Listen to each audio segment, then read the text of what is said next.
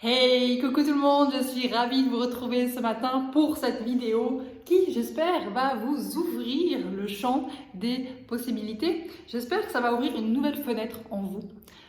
J'étais en train de méditer ce matin et dans ma méditation guidée, l'intervenante a parlé de certitude et ça a fait un ping, le light bulb moment dans ma tête et je me suis dit, ah, ça, c'est de ça que je veux parler ce matin. C'est de ça que j'ai envie de parler avec ma communauté.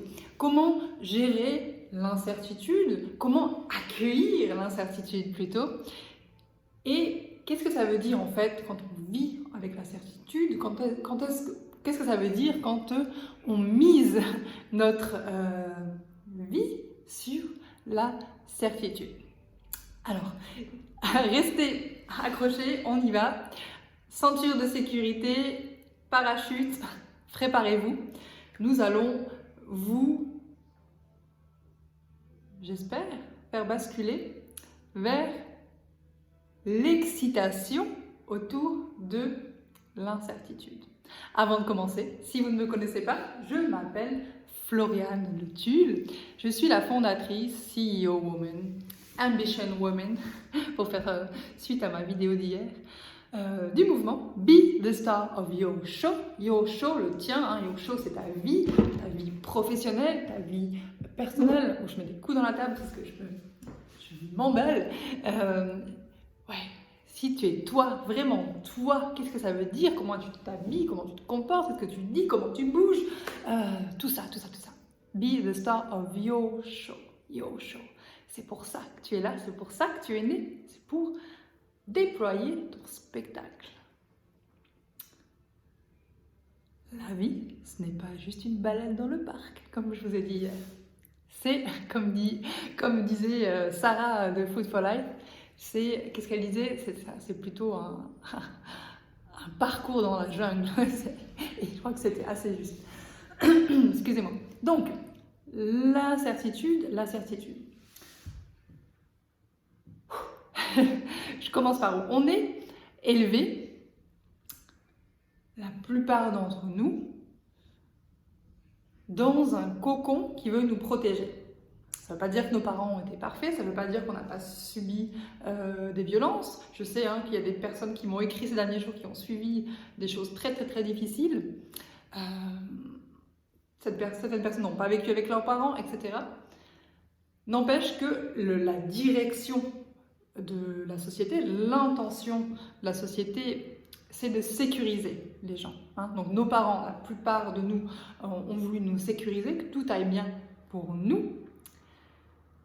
Donc c'est quelque part nous amener à une certaine certitude. Ils voulaient être certains que nous allions bien. Pour les parents qui n'ont pas pu donner cette certitude aux enfants, certaines personnes, donc vous m'avez expliqué que vous avez été placés, vous êtes dans des foyers, etc. Quand on place un enfant dans un foyer, c'est pour essayer de lui donner cette sécurité, cette certitude que ça va aller. On fait du mieux qu'on peut. Okay, je ne rentre pas dans les détails de tout ce qui peut se passer quand on vit une situation compliquée, difficile, comme ça. Là, le but de cette vidéo, c'est de parler de la certitude. On veut que nous soyons en sécurité. Et donc cette sécurité, elle a un lien avec la certitude.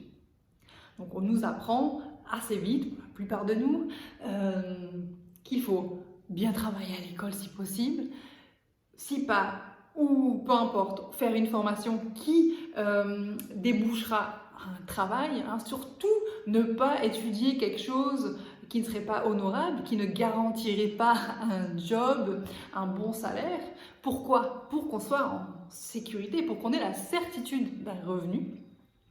Ensuite, on veut avoir la certitude d'avoir un toit sur la tête. Et si on peut acheter une maison, c'est encore mieux, la certitude du toit sur la maison.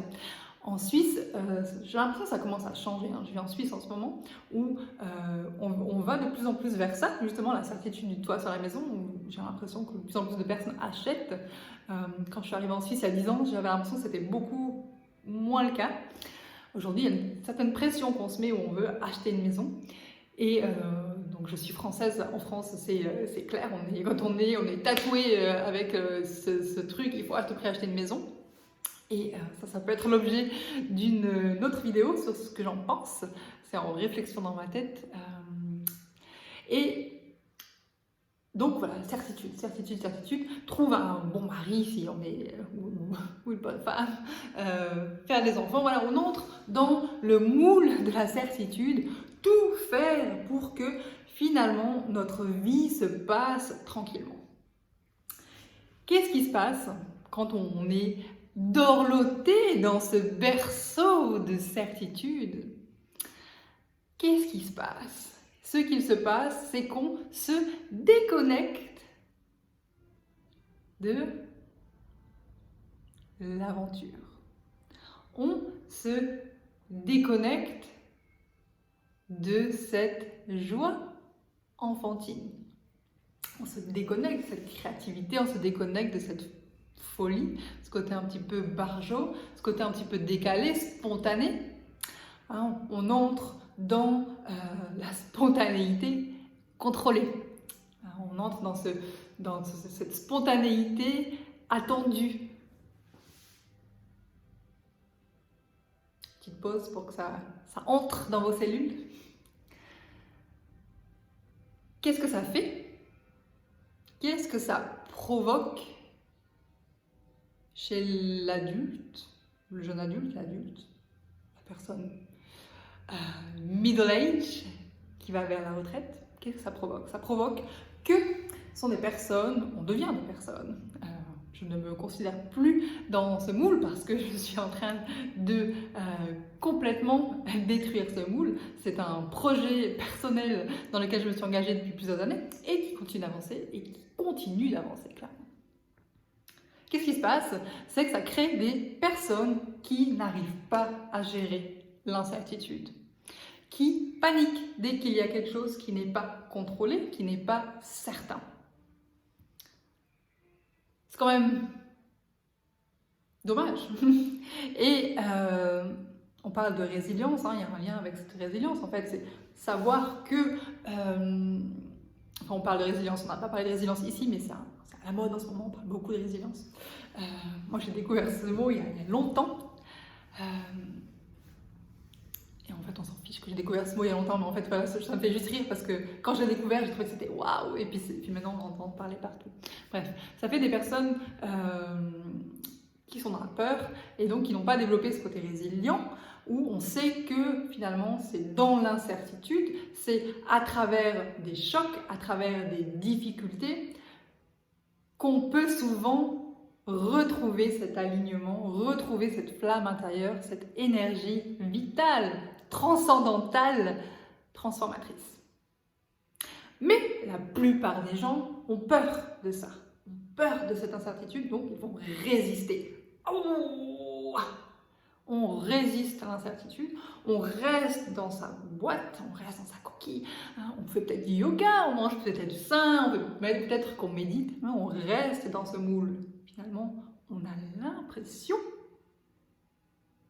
d'avoir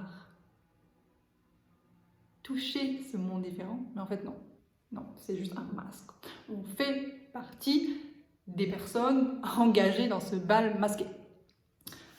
L'incertitude, qu'est-ce que c'est? L'incertitude, c'est avancer sans savoir exactement ce qui va se passer, comment ça va se passer. Finalement, ma définition là, qu'est-ce qu'elle décrit? Elle décrit la vie, parce qu'il n'y a rien de certain. On ne sait pas ce qui va se passer dans 2 minutes. Je ne sais pas si d'un coup mon téléphone va arrêter de filmer, puis je ne vais plus pouvoir continuer la vidéo. On ne sait rien, on ne sait rien, on ne sait rien, on ne sait rien. L'incertitude, pour moi, c'est accueillir l'invisible. C'est prendre des risques. C'est se faire confiance. Je crois que ça peut être, on pourrait résumer à ça, c'est se faire confiance. Faire confiance que alors qu'on avance en suivant ce qui est juste pour soi, tout va se mettre en place.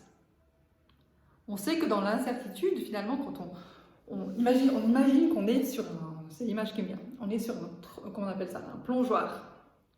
Et on a le choix. Soit on peut plonger dans la piscine de la certitude, soit on peut plonger dans la piscine de l'incertitude. Donc la piscine de la certitude, ça va être une ligne, excusez-moi, ça va être une ligne droite. Une ligne droite, on va aller de A à B, tout est tracé, tout a été déposé pour nous, le guide est là. On a la satisfaction d'être arrivé, mais après on se dit ouais, et maintenant quoi?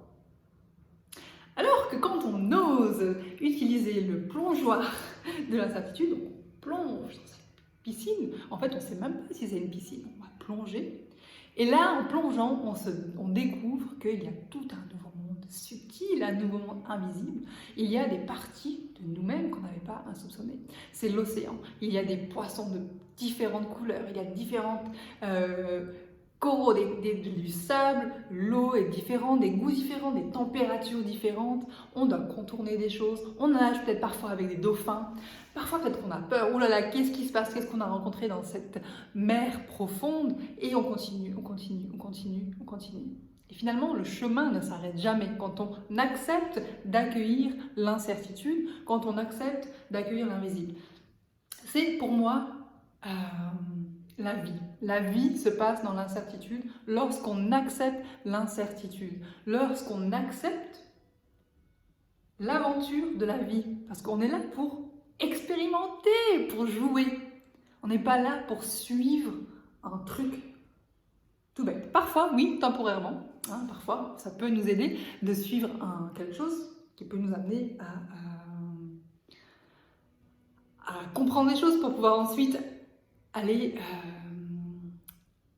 visiter cette mer de l'incertitude. Par exemple, hier, je parlais avec une personne via Instagram et puis elle me disait que elle a suivi différents régimes et puis là, elle avait commencé en début d'année un programme et puis elle a décidé en fait, avant Food for Life, avant tout ça, de ne pas continuer. Donc pour elle, sur le coup, c'était un échec et en fait, elle se rend compte qu'elle avait besoin de passer par là pour comprendre que c'était pas le chemin pour elle et donc maintenant, elle est ouverte à explorer d'autres éléments. Donc parfois, on a besoin de passer par cette stratégie très guidée où on va apprendre plein de choses pour se dire non mais finalement, c'est pas pour moi, là, je ne vais pas m'en sortir. Est-ce que vous comprenez où est-ce que je veux en venir, hein? Donc quand on accepte l'incertitude, quand on accepte de prendre des risques, parce que quand on accepte d'accueillir l'incertitude dans notre quotidien, c'est que on accepte de prendre des risques. Hein. Si on voit par exemple, je sais pas, une image qui est bien, on est au bord de la rivière, moi je vais souvent au bord de la rivière, et puis on sent qu'on peut aller avoir un atome crochu avec une maman qui est là avec son enfant. On prend un risque, hein, comme de dire hey, bonjour, comment est-ce que vous avez, comment est-ce que vous allez, comment est-ce que ça se passe pour vous aujourd'hui, enfin bref, je sais pas, conversation. C'est un risque. On en prend le risque, on n'a pas de certitude que la personne va dire oh bonjour, parce qu'on discute 5 minutes, peut-être qu'elle va dire oui, ça va, et puis laisse-moi tranquille. Quand on entre dans cette incertitude, on joue avec la vie, on prend des risques, et on se fait confiance de plus en plus. Ça devient un challenge. Moi, c'est comme ça que je le vois, c'est que ça devient un challenge. Je fais des trucs qui ne fonctionnent pas, je fais des trucs qui fonctionnent. Parfois, quand ça ne fonctionne pas, quand je me prends un râteau, comme on dit, des fois, ça fait un petit peu mal. Je dis, ok, pourquoi ça fait mal? Qu'est-ce qui se passe? Mais de plus en plus, vu que je me confronte de plus en plus au monde extérieur, ben, j'arrive à me relever de plus en plus.